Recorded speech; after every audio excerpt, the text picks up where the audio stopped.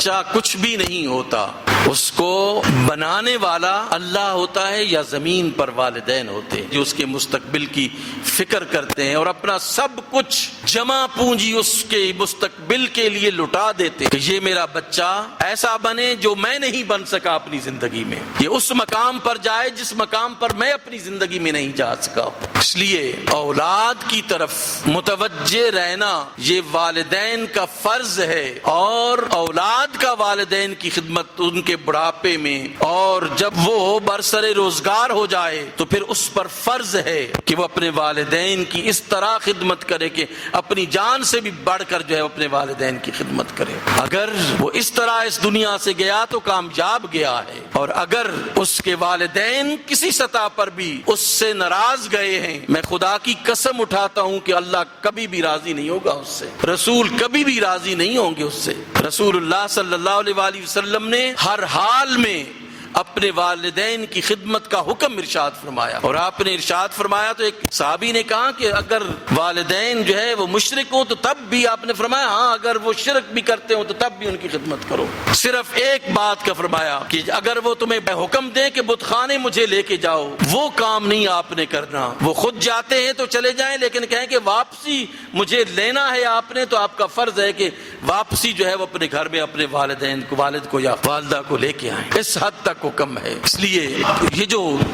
میرے سامنے میرے بچے بیٹھے ہوئے ہیں، میں ان سے گزارش کرتا ہوں کہ آپ کے والدین نے کس طرح، پھر ان کے والدین نے کس طرح آپ کو اس مقام پہ پہنچایا، ذرا ایک قدم رک کے سوچئے کہ ان کی کتنی آرزویں آپ کے ساتھ وابستہ ہیں، ان کا مستقبل آپ کے ساتھ وابستہ ہے، وہ تمہیں اپنا آسرا سمجھتے ہیں، اور تم ان سے اگر منہ پھیر لو تو کتنی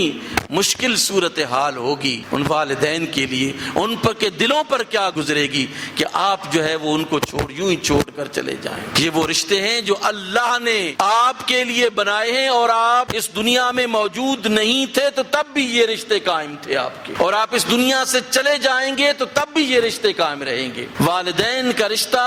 انسان کا دنیا میں آنے سے پہلے ہوتا ہے، اور دنیا سے چلا جائے تو تب بھی والدین والدین ہی ہوتے ہیں انسان کے لیے۔ اس لیے والدین کو والدین سمجھیں، ان کی جتنی بھی کڑوی کسیلی باتیں ہیں ان کو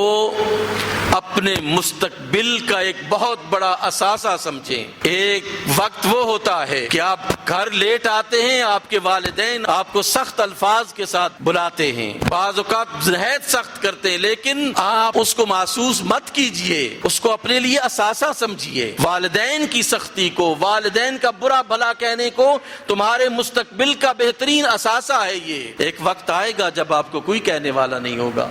آپ کہیں گے کہ کاش اب کوئی ہوتا، آج میں نے یہ غلطی کی ہے، میرے والدین تو تھے وہ مجھے غلطیوں سے روک لیتے تھے، آج کوئی بھی نہیں ہے مجھے روکنے والا۔ یہ نعمتیں جب اٹھ جاتی ہیں تو پھر انسان کو پتہ چلتا ہے کہ یہ کتنی بڑی دولتیں۔ اس لیے تو سرکار نے فرمایا کہ ہر روز نہیں تو کم از کم جو ہے وہ ایک دفعہ اپنے والدین کو ضرور دیکھا کرو کہ ان کی صرف زیارت کرنے کا مقبول حج کا ثواب اللہ آپ کو عطا فرماتا ہے۔ اللہ کے رسول نے فرمایا کہ اولاد کی تربیت کرو اور اپنے ادب کا ڈنڈا جو ہے وہ ان سے مت ہٹاؤ۔ ادب و احترام، زندگی کے اصول و ضوابط، یہ سب کچھ سکھانا والدین کی ذمہ داری ہے۔ آج صورتحال یکسر چونکہ مختلف ہو چکی ہے، اس وجہ سے ہم مشکلات میں ہیں، لیکن والدین کا فرض ہے کہ وہ اپنی اولاد کی تربیت